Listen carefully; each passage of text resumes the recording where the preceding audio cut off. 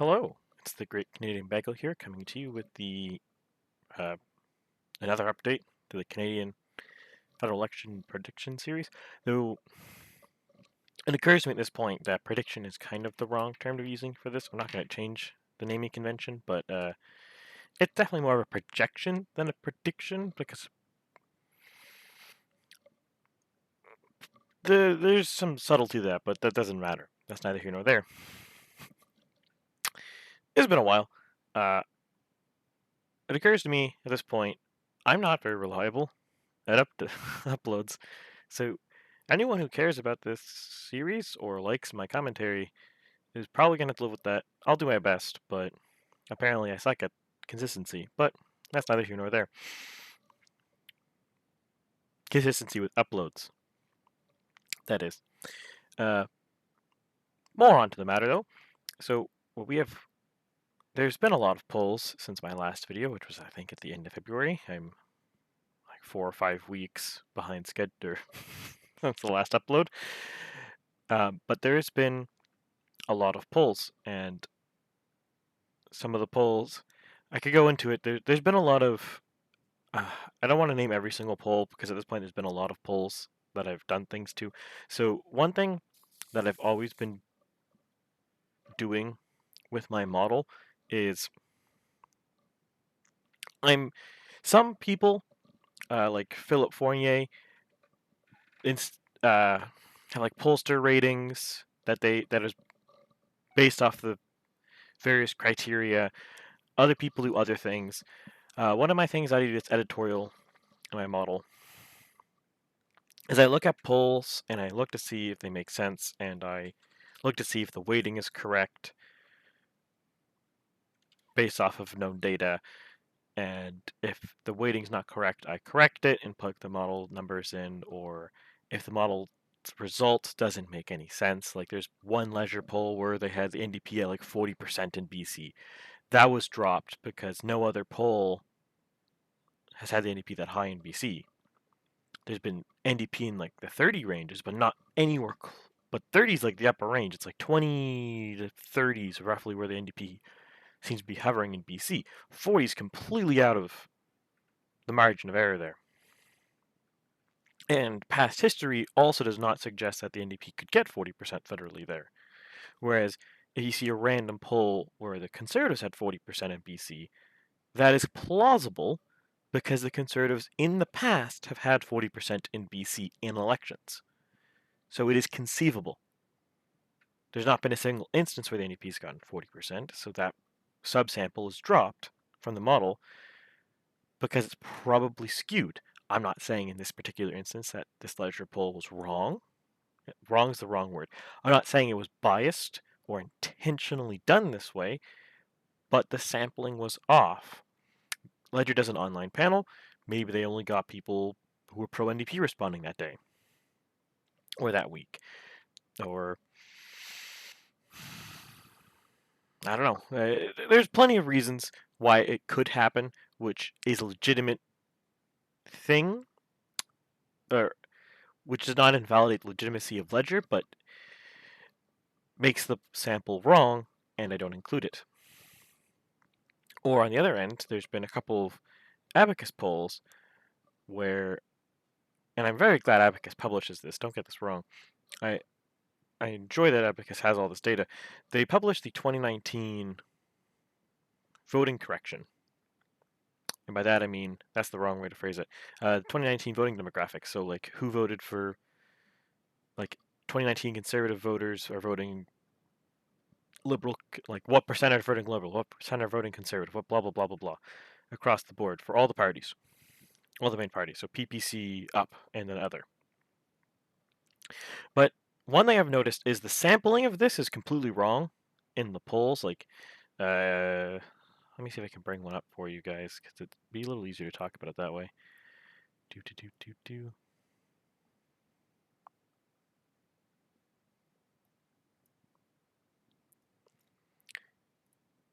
Give me a second. Sorry, I should have prepped this. Okay. Do.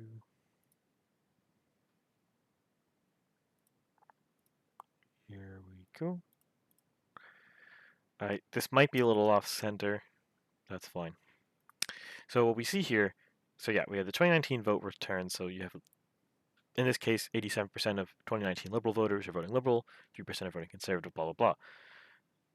This table, or this section, I don't have a selection box, so I can't draw it for you, but this section here, I'm tracing out my mouse, I think it's fine. I have no problem with this. All of these seem reasonable.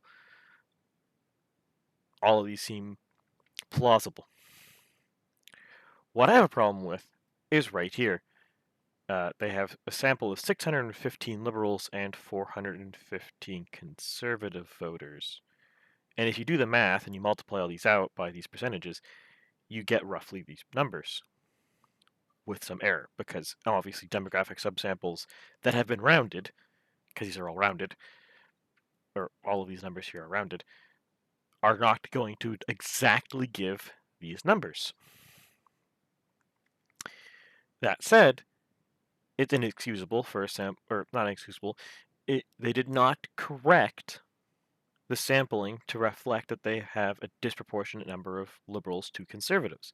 Because in 2019 election, the conservatives got 34% of the vote, and liberals got 33 with some change. So these should be roughly the same number of samples.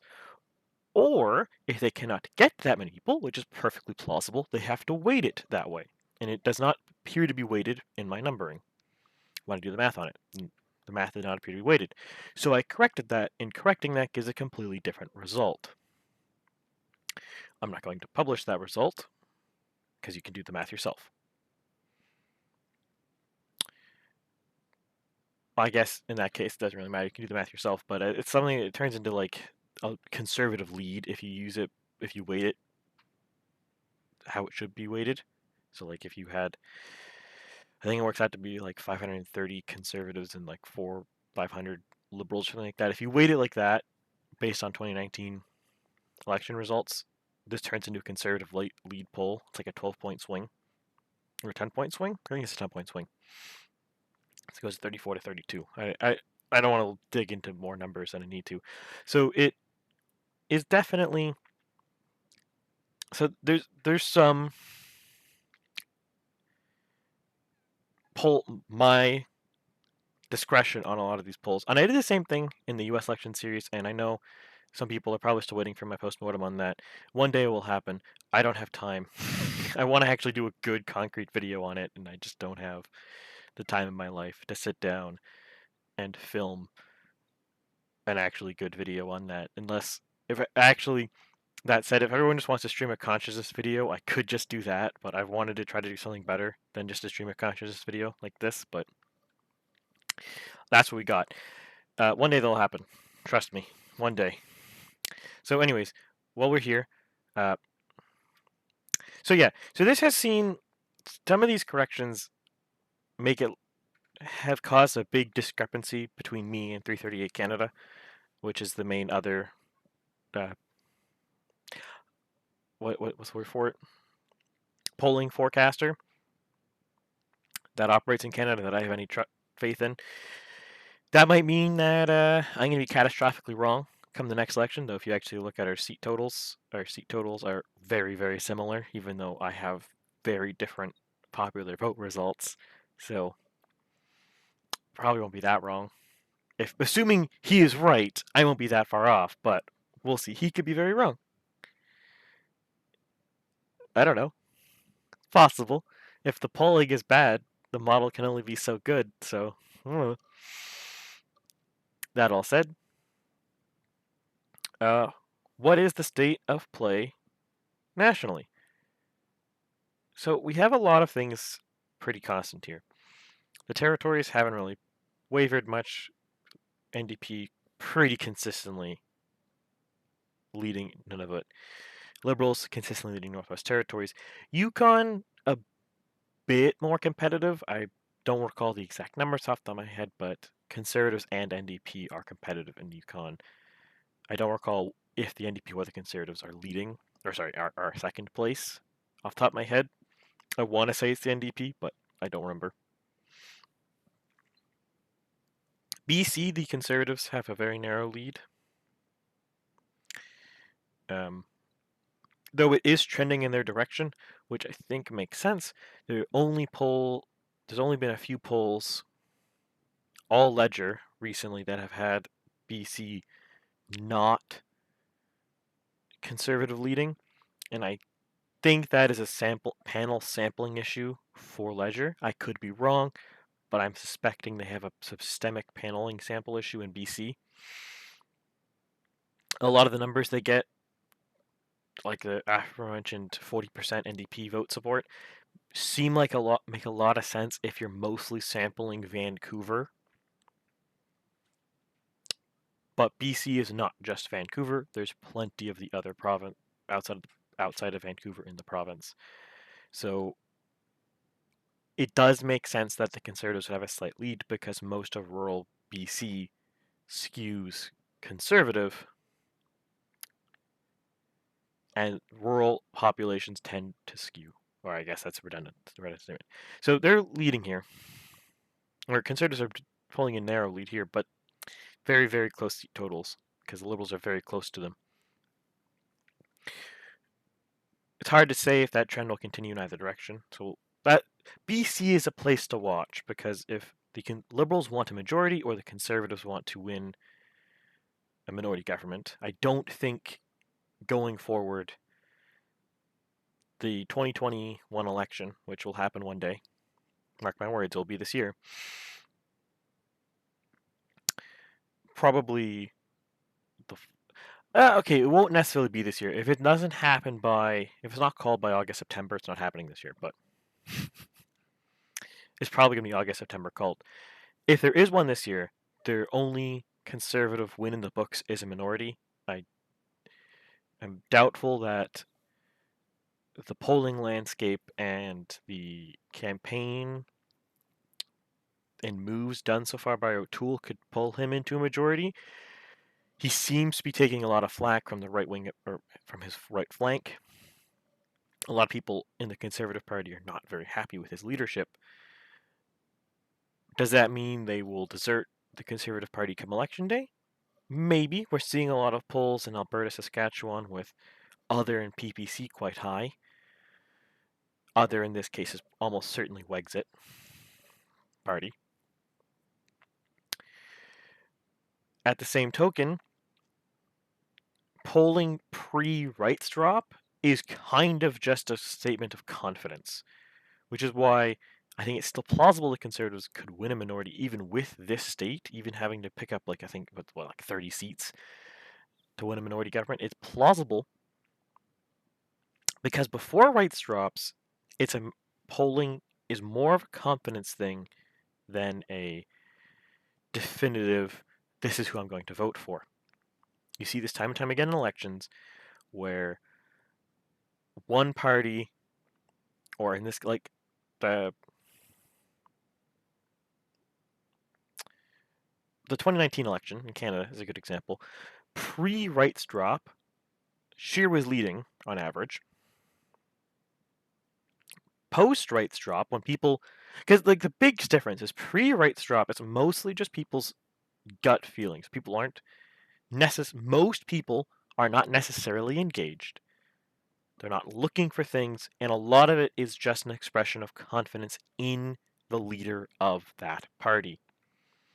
Post-rights drop, that still matters, but people are also looking at policy because an election's coming up, and most citizens who vote are aware policies matter. So they look at those, and that can change results. So right now, or what you saw in 2019, is Scheer was leading pre-rights drop because people overall had low confidence in Trudeau following SNC-Lavalin scandal.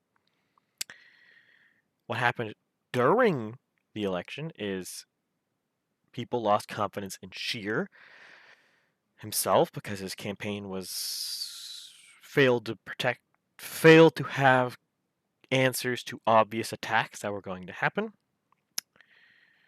I don't think I need to name them all, but he failed to have answers to obvious attacks that were going to hit him, and policy-wise,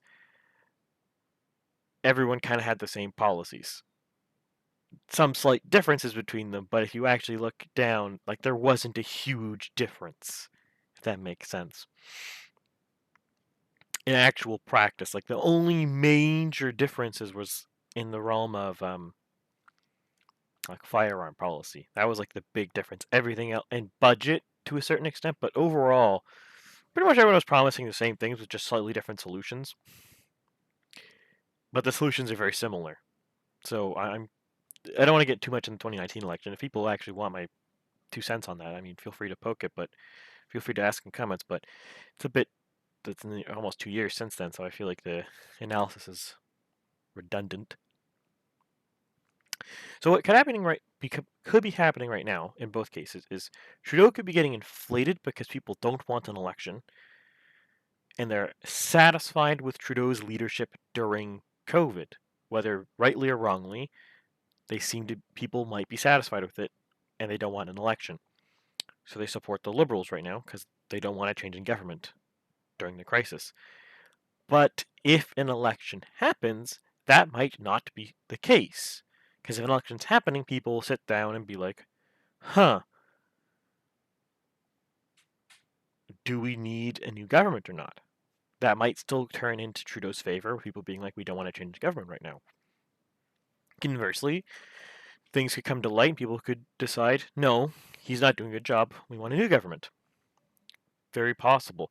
Unlikely, I think, at the moment, but possible. Same thing's happening with O'Toole. A lot of conservatives on his right flank are unhappy with his leadership. So they're expressing it in polls right now by saying they're going to vote PPC, they're going to vote Wexit, to put pressure on him. Because the important thing, too, here is politicians see polls. So if the conservative numbers dip and Wexit and PPC go up, that's putting pressure on O'Toole to answer the criticisms of those people, because it's clearly showing to him that some conservatives are willing to jump ship because they are contemplating jumping ship because they don't like what he's saying or doing. Similarly, if Trudeau has a large lead in the polls, that's going to be read to him that Canadians are relatively okay with what he's doing and they don't want him to change course too much. If suddenly Trudeau dropped 5 percentage points in the polls, people might instead, or Trudeau would then instead read it that people have lost confidence in him and he has to make changes. So that's the difference between why this isn't prediction, this is forecasting. Because what is happening right now, these seat numbers here, and if we change to this view, these poll numbers right here, these national results, they don't mean anything necessarily. They could. They very well could mean something, but they do not necessarily mean something. Because as soon as the rates are dropped, these are going to change. You see these relatively smooth curves here, right? Very, very smooth curves for the most part. When we're talking about the next election, as soon as it's called, these are going to be very spiky and they're going to change. Spiky is the wrong word. They're going to be dramatic curves. What I'm expecting is if an election's called, like right now, Trudeau's at 35.6. If he's going to win, I'm expecting his curve to go like this, to go up. If O'Toole's going to win, obviously his curve has to go up, and it's going to go up relatively sharply because we're talking about a 40-day period. This, for updates, is approximately a 40-day period.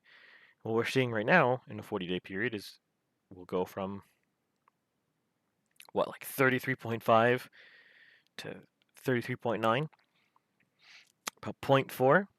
In an election, you'll see like 4%. So it's going to be much sharper. So this tells you what the mood is at, but you have to interpret that.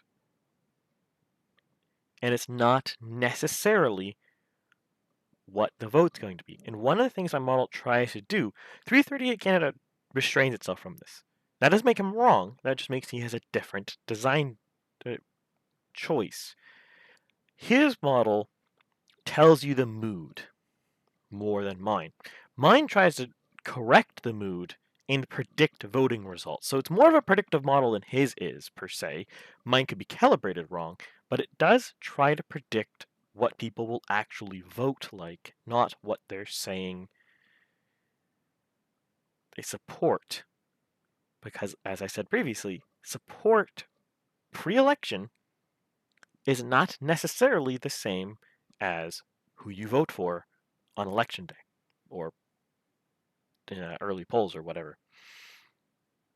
Now, back to where we are in the state of affairs. So the Conservatives are rebounding in Manitoba, Saskatchewan, Alberta. It really... It seems to be mostly at the expense of other parties with the... NDP and Liberals and the Green, with the PPC and other, which is probably Wexit, holding ground for now.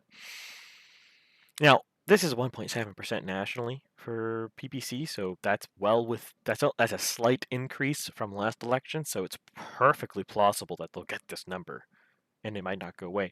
I expect these Wexit numbers might decrease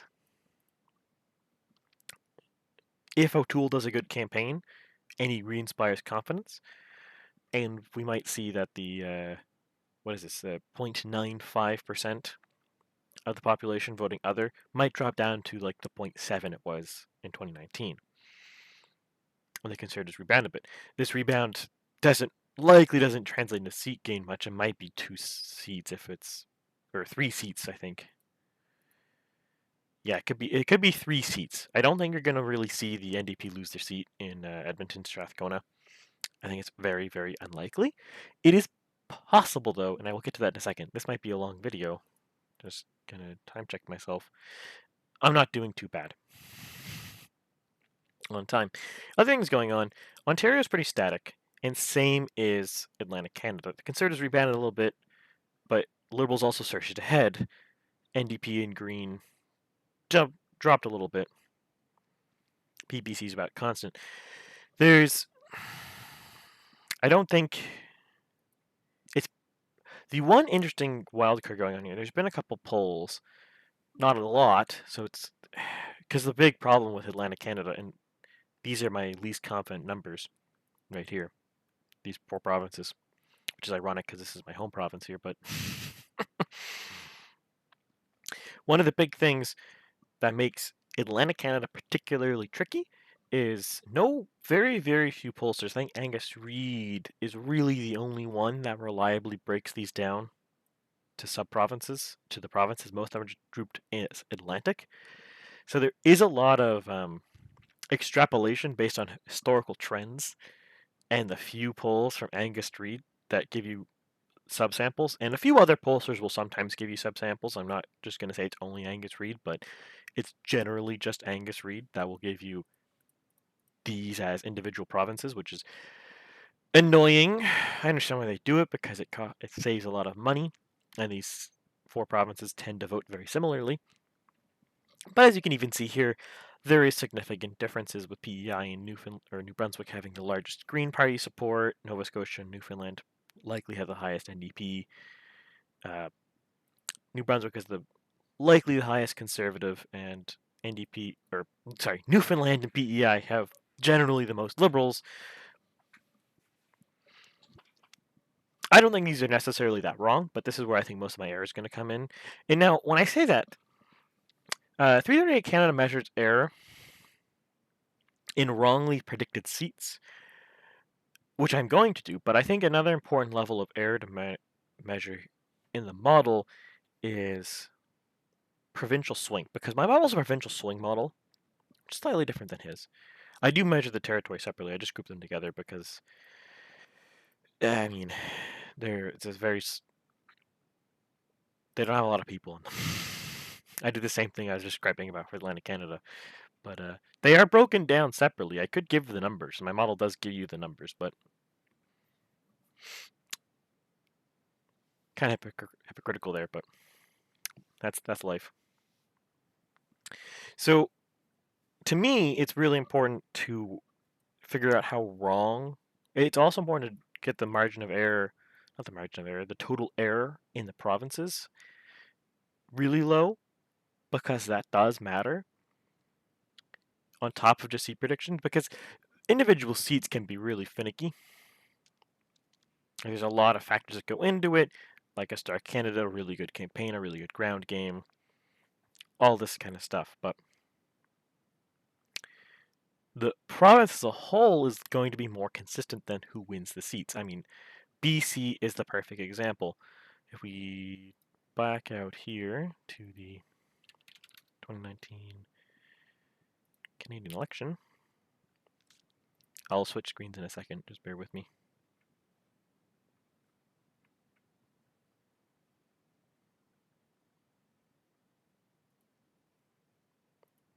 I'm doing something dumb, sorry. This will take me a minute.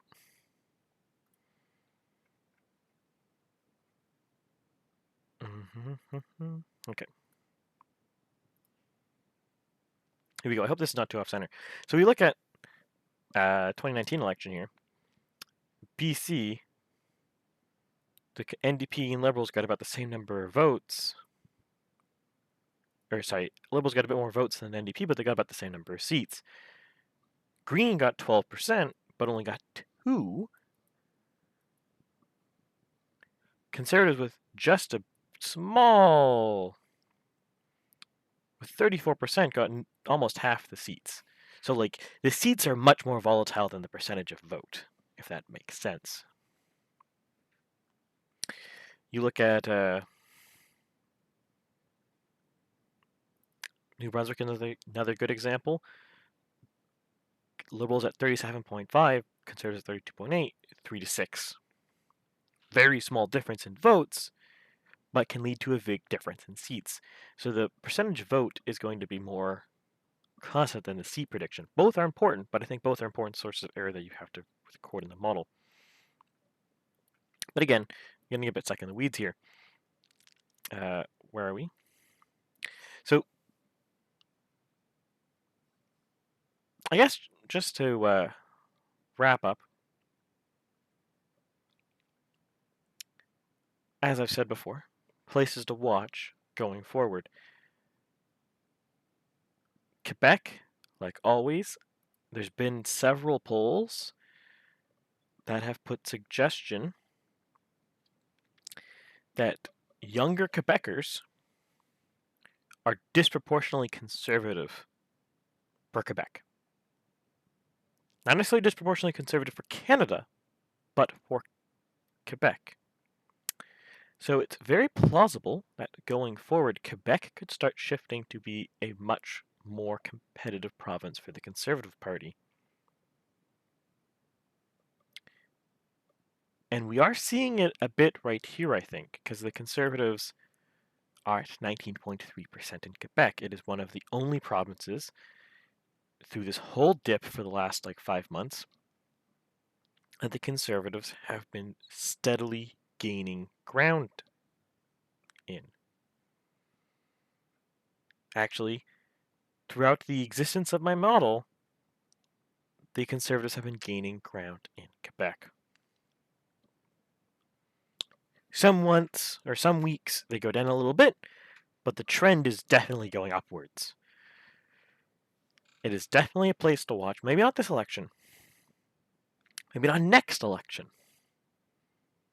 But in a few elections, I think you're going to see, as long as the Conservatives continue what they're doing in Quebec, continue engaging with the newer generation, continue their messaging, continue their stances, I think you're going to see it become a more competitive place for the Conservative Party.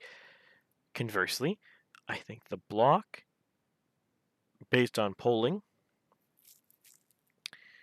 might be on the way out because their disproportionately amount of the Bloc support is in the oldest demographic group, 55%, 55 plus.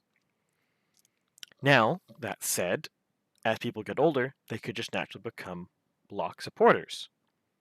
But that's not necessarily true, because there is the assertion in general that as you age, you get more conservative.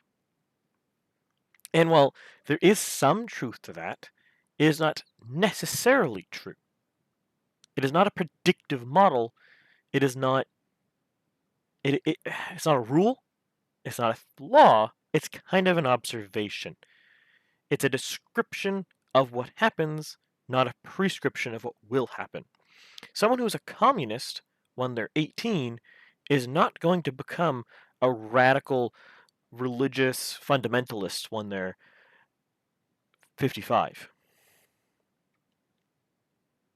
The communist when they're 18 might just be a socialist when they're 55. A little bit more conservative, maybe, though arguably that might not even be more conservative.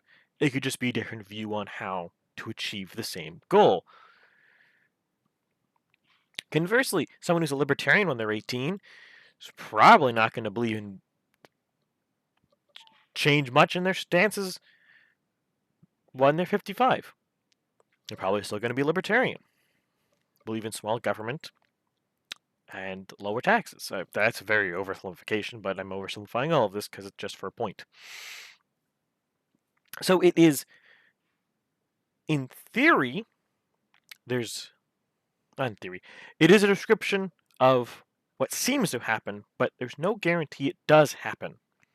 And there's lots of reasons why it could be different. So the bloc might be going on its way out because 18 to 34, very, very low support, and even 35 to 54, not a lot of support for the bloc in Quebec. It's overwhelmingly 55% plus where they get a lot of their support. And as they age and inevitably start dying, we could see the bloc going away. Conversely, the bloc could pivot and it could capture more of the youth vote. It's always possible. But these are some things demographically that are happening which are something to watch out for in Quebec. Other thing too, one last note, this is from a Main Street poll that I think 338 commissioned.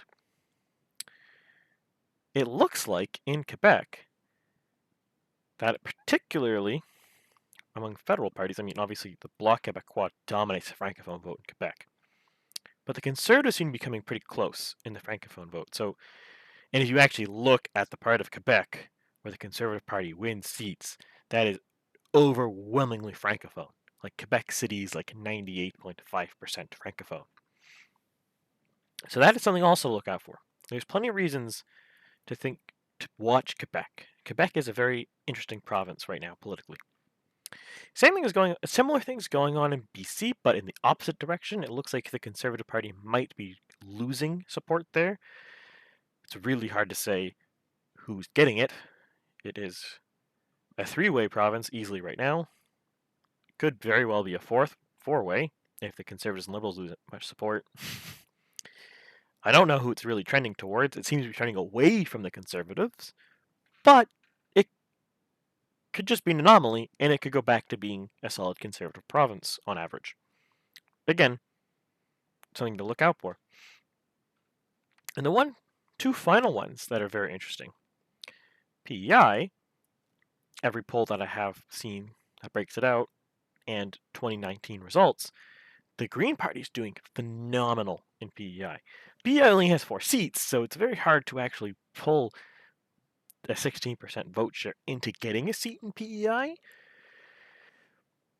But again, that could just be limitations of the model, because it's kind of hard to predict major changes like this. But Charlottetown riding is very possible that the Green Party could flip it. And if you look at provincially, the Green Party is also doing quite well provincially in PEI. So if you're a Green Party supporter, PEI could be a spot where the Green Party could win several seats next election, especially if the NDP lose some ground, because the general rule of thumb in Canadian politics is the Green Party and the NDP seem to have about the same 20-ish% voting bloc. Sometimes, collectively, they'll go above 20%, but they seem to average about, or their resting point seems to be about 20%. The only times that the NDP have surged really far above that, such as 2011, is when the Liberals did a particularly terrible job, and the NDP became the natural spot for left-wing voters in the country to vote to because the Liberal candidate, Michael Ignatieff, was seen broadly as unsuitable. And Jack Layton at the time was seen as doing quite well. And the final part to look at is Newfoundland. There's been a couple Angus Reid polls. Again, it's a lot of going off extrapolations from Angus Reid because a lot of pollsters do not do subsamples for the Atlantic provinces. And Angus Reid does skew conservative. So this is something to keep in mind. But, that said, these polls are showing that the Conservatives are doing significantly better in Newfoundland than this number would suggest. My numbers are probably lower, might be lower than the actual reality in Newfoundland, because I don't have the data, and I'm extrapolating based off of 2019 results, when in reality, let's say you have a ledger poll that's like 46% Liberal, 30% Conservative. This is roughly how I might distribute it, because this is based off of the 2019 results and the few data points that I have since then. But I could be distributing it wrong, and it could be like, instead of 35% in New Brunswick, it could be like 50%, or not 50%, like 40% in Newfoundland, and this could be lower to compensate. So there is a lot of wiggle room there, where I could be projecting wrong, because I am projecting a broad number onto 4 provinces, so it could be wrong. But this is, so yeah, Newfoundland, PEI, Quebec, and BC are the places to watch, because they're the most interesting provinces right now politically.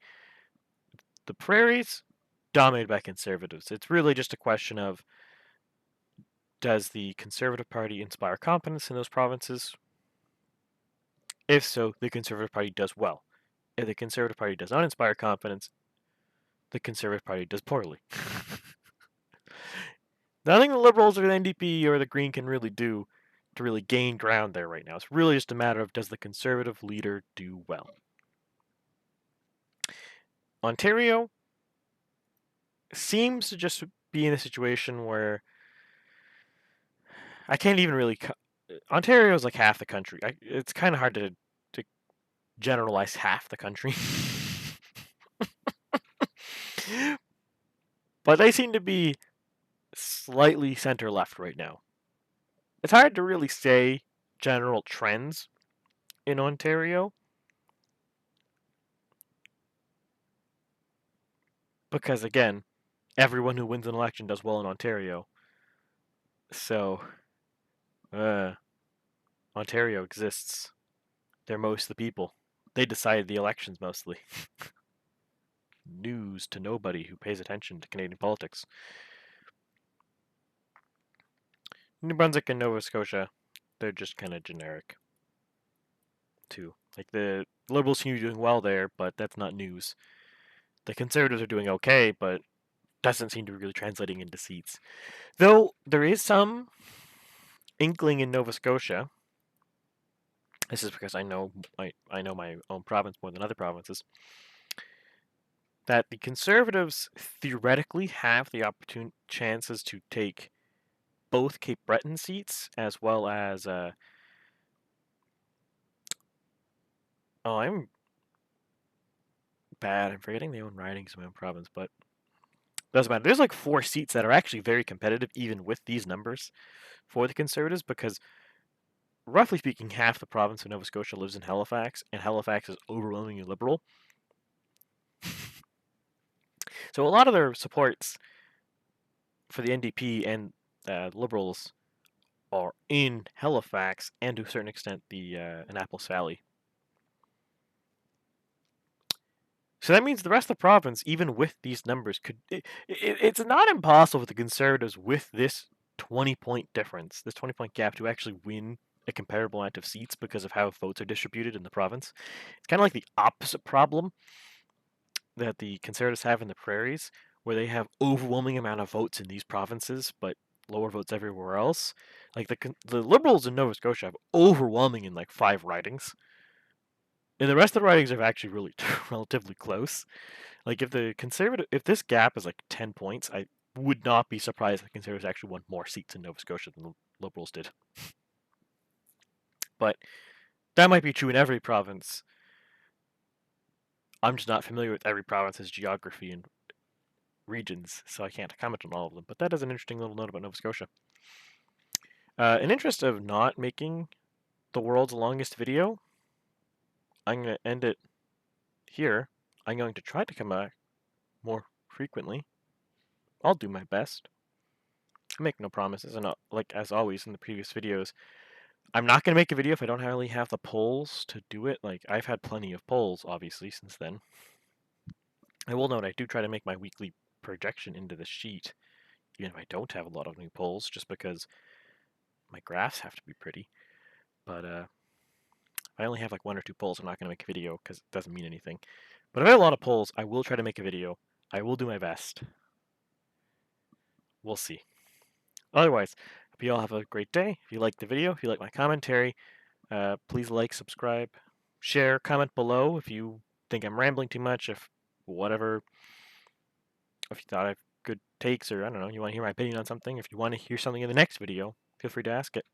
Otherwise, hope you all have a good day. Bye.